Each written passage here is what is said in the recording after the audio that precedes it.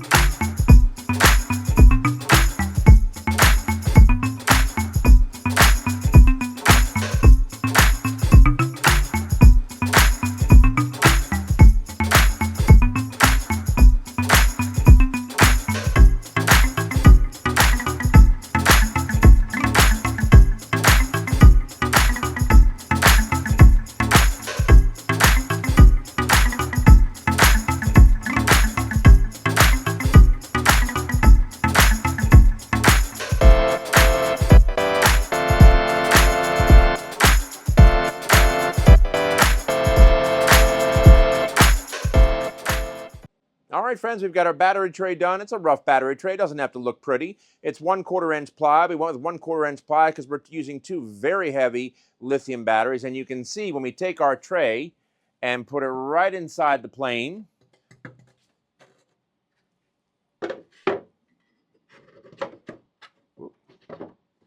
perfect fit. Ta-da! Very nice. Now we're going to go ahead. We're going to put a hatch here on the in the cockpit, and we're also going to have an open nose here, meaning we will mount our glass to an additional ring that I'm going to create, so that way it's magnetic. So if we need to get at the batteries for any reason, we just pull the glass right off the front, and then go ahead, be able to reach in, do what we need to do, and bonk, our glass will magnetically attach to the nose. So we're done with our tray. We'll get that glued in after we get our wing mounted. All right, friends.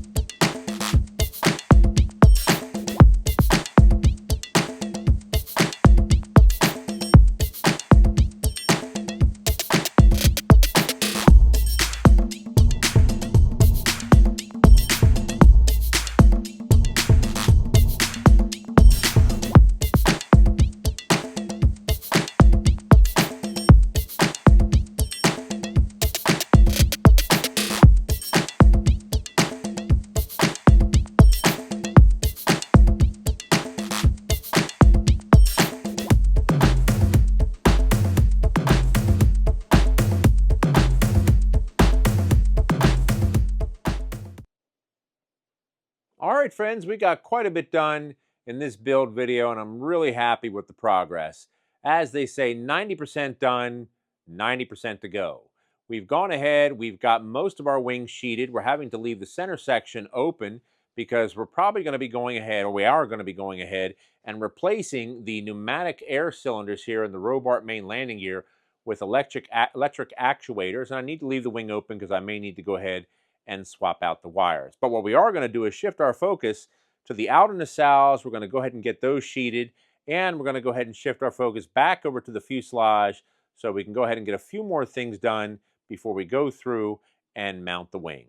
So make sure to like and subscribe, and don't forget, there's more to come.